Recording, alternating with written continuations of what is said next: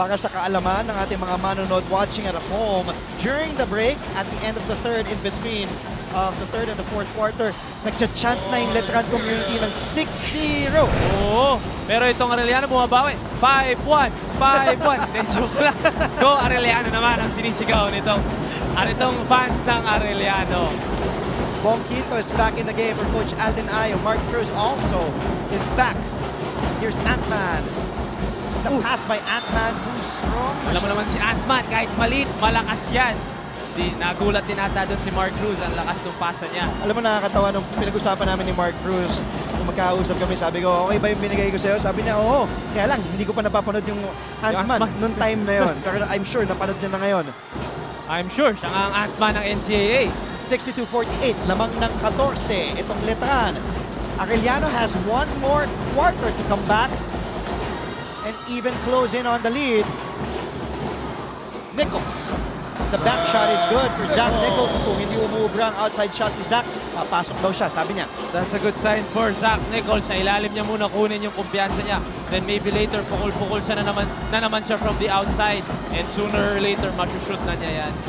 The 5 on the floor for Letran, Mark Cruz, Bonquito, Felix Apricu, at si Jeric Balanza, at si Ray Publico na rin. Nasa loob para kay Coach Alden Ayo. 4 to shoot. Mark Cruz has to fire away. No. Nichols. Nichols gets the rebound. Sabi niya, teka lang, we don't have the numbers. Let's slow it down. Nichols to Kent Salado. Salado orchestrating the offense. Back to Nichols. Back to Salado. Now to David Ortega. Ortega has the ball. Salado is open for 3. Wala pa rin sila mula sa labas. And Ortega gets the rebound. Nichols will fire away. And the gunslinger, Real Canadian gunslinger, knocks it down for his second three-pointer today. He now has 8. Yan na yung inaantay ng Arellano community, Mikey. At hindi tayo pinaya doon ni Zach Nichols. Saktong-sakto after an under-goal stop. Gave him confidence. Ito na, sa labas na pumukol ang Canadian gunslinger. Tingnan natin kung paano sasagot itong Letran Knights. In and out. Baka dyan kay Ray Publico. Alam mo, papasok na, no? Ortega. Ortega. To Ongolo. The 18-year-old, Ongolo. Ganda ng intention na punta kay Enriquez, kay Ongolo. Enriquez still has it. Enriquez! Foul called on the 18-year-old. Tingnan mo naman, pinatabi niya lahat doon para makaangat si Enriquez. Talagang pinatabi niya lahat. Tabi! First personal foul on Ongolo. And look who's down. Kent Salado. Looks like kinakramps itong si Kent Salado. Tinulungan siya kagad ng kanyang mga kakampi. At ngayon, pupuntahan natin si Myrtle Sarosa. Puntahan si Myrtle. Mertz. Traffic. Ayan na si Mertz. Andre, alam mo ba, napaka-exciting ng game natin ngayon. Pero hindi lamang mga students mula sa ating NCAA colleges ang nanonood. Meron din tayong mga students mula sa iba't ibang mga schools. At ngayon nga, kasama ko, napakaganda. Hi, Nicole. Nicole, what brought you here sa San Juan Arena to watch NCAA Season 9? No, actually, I'm supporting a friend, Mark Cruz. So yeah, I'm here for Letran even though I'm not from Letran. But yeah, I love the thrill of the games. Grabe, close fight. So parang talaga nakaka-excite. Just like last time, I was also here. Paano mo pinapakita yung support mo para sa iyong kaibigan? Basically, we just cheer as in all-out support. And yeah, pumunta kami pa games. Thank you very much for supporting NCAA. Ayan, balik muna sa iyo, Andre. Thank you, Myrtle. Tatanong ko sana kung pwede mong tanungin sa kanya kung anong feeling na Ant-Man ang tinawag natin dyan kay Mark Cruz. Tanong natin, Mertz, pwede pa ba? Abot pa ba, Mertz? Tinatawag natin Ant-Man ang iyong kaibigan na si Mark. I'm sorry. Ano yung feeling na tinatawag natin Ant-Man ang ating kaibigan na si Mark? Ang cute kasi yung tinanong din nga siya ano na-feel niya, okay lang daw, pero ang cute, ang charming ng Ant-Man, diba? Favorite superhero na namin yan. Ayan, balik na sa'yo, Andre, thank you, una Myrtle. sabi, friend. Ngayon, cute na. At charming. Naging charming pa. Oo, Friend pa ba yun? Naiingit ako eh. Pero medyo Sana tawagin din akong Ant-Man. Pero medyo nako-conscious ata dito si Mark Cruz. Only 1 for 14 from the field today. Pero alam natin na palaban pa rin. Kita mo yung Ant-Man nasa ilalim. Laban lang. And Ongolo stepping out of bounds. Balik ang bola sa Letran. 9 na puntos ang hinahabol ng Arellano. Pinakamalaking kalamangan kanina hinahabol nila. ay 14. Tingnan natin doon. Maraming salamat sa ating direktor. Tama nga naman, stepping out of line. Etong si Ongolo. Thank you, Director Abit Ramos. Jeric Balanza! Akala ko huli ka, boy, ang sasabihin ni Ongolo, pero tinawagan ng personal foul. Pangalawa ni Ongolo. Balanza. The rookie. Yes, the 6'3". Rookie sensation and that expectations para dito kay Jeric Balanza. So he is back at the line.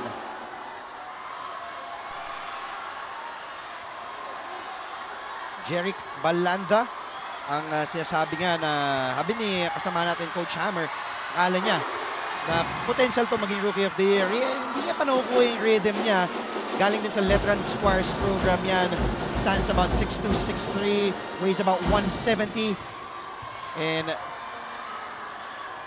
this guard was born in Manila, makes both free throws.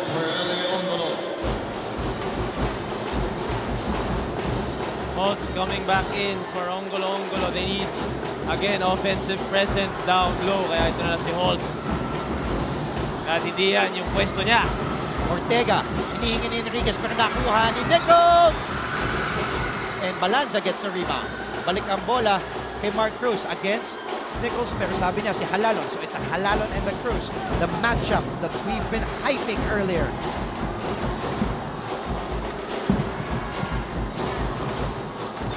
Mark Cruz from the parking lot. No-go. Holtz with a quarterback pass to Halalon. Saktong-sakto para kay Giovanni Halalon with his 10th point today. Credit the pass and the assist from Yonsei Holtz. Mala Tom Brady ang pasa doon. Kanina, hindi Yonsei Holtz na ginagawa ni Giovanni Halalon, pero si Jonsi, ganda ng pasa. Quinto, attacks. Quinto, nabitawan ng bola. Natapik down ng naka-asul, kaya bola pa rin ng Letran. Some substitutions as we take a look at this fast play of the game. Brought to you by Smart. Live the Smart life. Reversal of roles yun, ha? It was Holtz passing to Halalon instead of the other way around. Oo, nagkabaliktad sila doon. It is underrated yung mga ganong klaseng pasa. Baseball pa, saktong-sakto. Hindi kinailangan bumagal. Hindi kinailangan bumilis nitong si Giovanni. Ito si Nichols, hindi magpapaiwan. Uy! Na-mintis pa doon ni Enrique. Sabi niya, one more try. Wala pa rin. Halalon. Punta naman, binigay ni Halalon. Binigay ng big, pero na-block ka doon si... At yun yung touch pass ni Soliano kay Kevin Racal. Talagang magkakilala ang koponan nitong Letran. Yung passing, nagkakaamuyan sila. Yung mga ganun pang touch passing. Kanina pa natin nakikita yun, Mike. Oo, importante lang, walang mabaho sa kanila kasi sabi mo, nagkakaamuyan nga itong mga to. Pero kita mo naman sa laro, nalalabas nila. Talagang kilala nila ang isa't isa. Kaya pa yan! Go AU Chiefs! Kaya pa naman talaga, 5:20 to go. Only an 11-point lead and anytime pwedeng pumutok itong shooters ng Arellano. Surprising stat, Andre, like what you were saying during the pre-game. Itong si Giovanni Halalon nga ang bus driver ng Arellano. Only 4 assists. So, like what we said, tanggalin mo si Giovanni sa equation na to, may hirapan itong Arellano Chiefs. Foul ang itatawag kay Reyna Batak.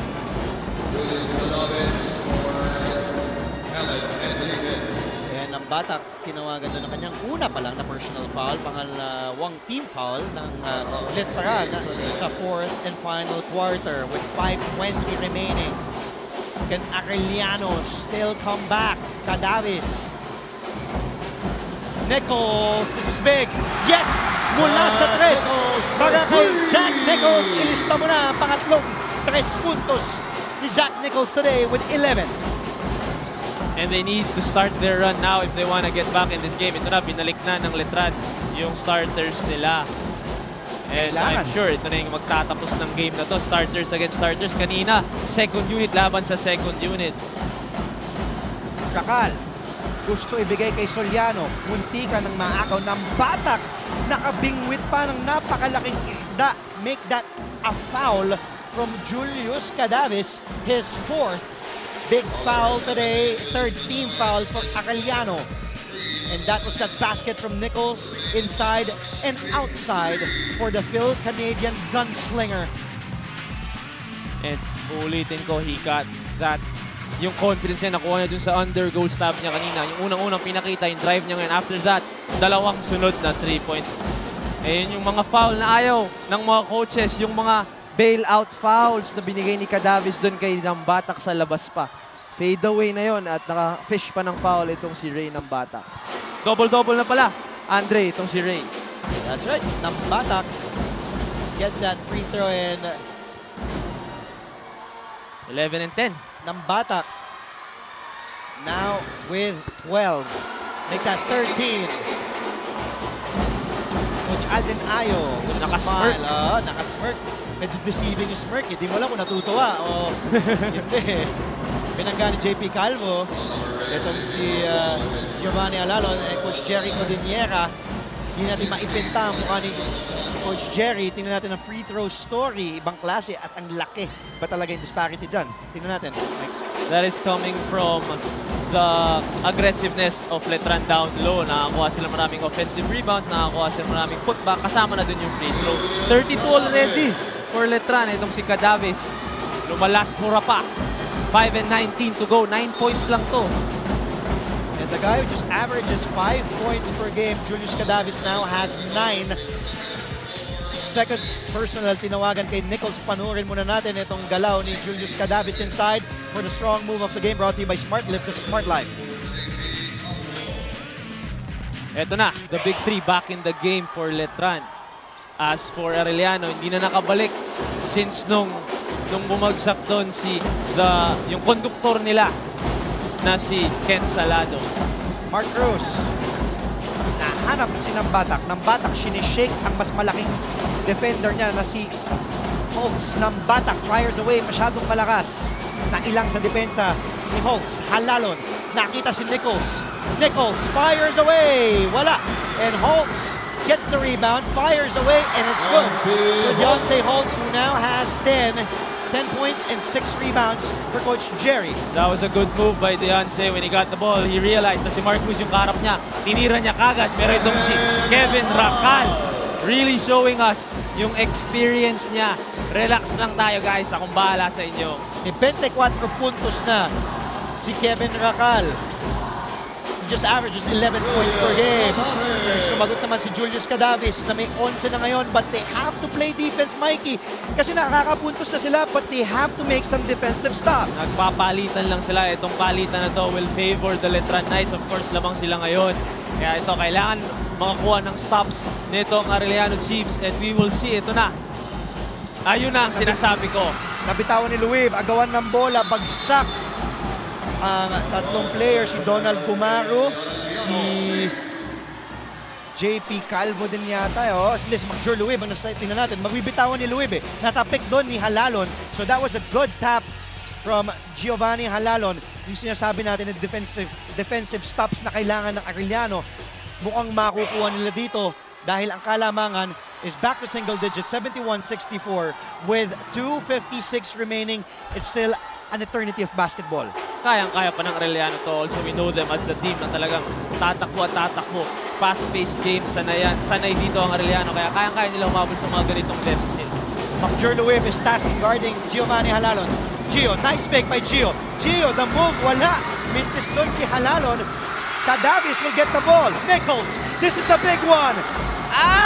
Wala, and Cadavis gets it. Napakalaki, handa ng mag-erupt itong arena at ang crowd ng Arellano muntikan nang tumalon sa kanilang mga upuan. Mark Cruz is the epitome of heart over height. Solid! Rock and roll To the world. Woo! Thank you, Dondale. And back at the line, ito si Julius Cadavis. Cadavis, wala. And this is when the importance of free throws come into play. Diba, Dre? Alam natin ito, importante yung mga free throws sa ganito, lalo na pag ganito kadikit yung laban. Alam mo yan. Ayun, eksakto na i-shoot ni Cadavis. And that brings the lead down to 6 na lang with 2:30 to play. At press agad itong Arellano. 4 of 5 at the line si Julius Cadavis today. Tingnan natin kung makakuha pa ang Arellano isa pang agaw at defensive stop. McJure Luib, hinahanap si Kevin Racal. Ang highest pointer today. Racal inside, wala. Racal ng batak. Nakuha ng Arellano. Halalon to Holtz. Holtz Nichols! decides to fire. Yeah! Yes! Mula sa tres para kay Zachary Nichols. And he cuts the lead of Letran to 3, 71-68. Ayaw ng malapitan, Greg. Gusto ko sa labas. Mark Cruz, bumawi! Yes, mula sa tres. Sabi naman ni Mark Cruz, ilista mo na ang pangalawang 3 puntos ni Mark today. Sinagot lang yung 3 ni Nichols, binalik sa 6. Ibang klase itong larong ito. Sabi ni Mark Cruz, ay, itong rest ni Nichols. Ako naman. Tingnan natin kung makakabawi ulit dito ang Arellano. Ganda nung hanap sa loob, and Holtz mintis. Malaki yun para sa Arellano. Mark Cruz, binabantayan ni Nichols, sumizigzag na hanap si Luib. Binalik kay Mark Cruz. Sabi ni Coach Jerry Codinera and Coach Barry Tobias, pag may basket ang Letran, ta-timeout sila. Grabe naman talaga yung kumpiyansa nitong Mark Cruz. He's been missing all game long, misfiring all game long. But when they needed it the most, pero ito muna, si Zach Nichols, off balance pa yan, pero ititira ko yan, Dre. Pero right after, ito, malas siya today, pero who cares? I'm gonna throw it up and make it the next time I get it. And napaka-important, maybe the biggest shot and the most important shot of the game. Sabi ni Mark Cruz, relax, steady lang. Mark Cruz, who is averaging 17 points per game, close to 18, 17.6 to be exact. He just has 8 today. But they have the lead, 76-68.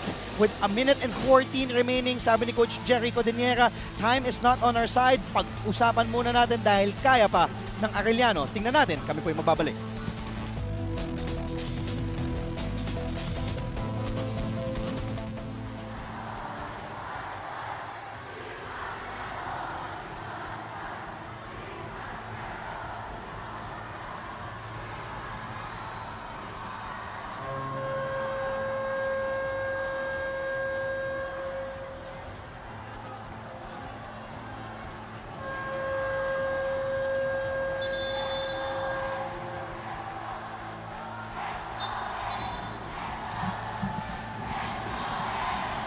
Ganda daw ng laban. It's hashtag CSJLV, VSAU and NCAA Season 91. Back-to-back threes from both teams. Grabe yung laro. Sabi ni Geo, layuga na sanity. Maraming salamat sa'yo. Itag niyo lamang kami. It's at Andre_Felix and it's at _Mikey Reyes. And at Myrtle Gale, kung may gusto kayong sabihin, kay Myrtle Sarosa. Bola ng Arellano. A minute and 14 ang nalalabi. Will Letran get its 6th win and be the solo leader at the top of the team standings? Or can Arellano make a comeback here? Nakuha ni Gumaru to Nichols. He's been hot in the 4th quarter. Short from the outside si Nichols. Dionce says, ako naman. Wala. Cadavis, kinukuha ang bola, nakuha ni Mark Cruz. Mark Cruz, zigzagging, binangga ni Donald Gumaru. At si Ant-Man, talagang binabraso dito. He is not the tallest player, but he has probably the biggest heart on the floor. I'm talking about this guy from Bulacan, born in Quezon City, played for the Letran Squires in high school, his 5th and last playing year for Letran. 22-year-old, 5'6", Mark Cruz. Ang sarap kalaban itong si Mark Cruz, Andre. Before we've had matchups, talagang hindi papatalo itong si Mark Cruz. Minsan, shootan mo yan, talagang babawi at babawi yan sa kabila. And again, underrated yung 3 points na doon. Very, very crucial. And the attitude of Mark Cruz, buong laro, malas ako, okay lang, titira ko pa din ito. Kasi alam naman niya na kailangan siya ng Letran to win these kinds of ball games. And both sides of the floor, Andre. Nichols has to fire away. Time is not on their side. Halalon loses the ball with 35.7 and the Arellano community know it. And the Letran faithful smell it.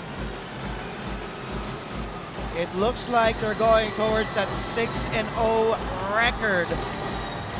As you take a look at the banner is out for Letran.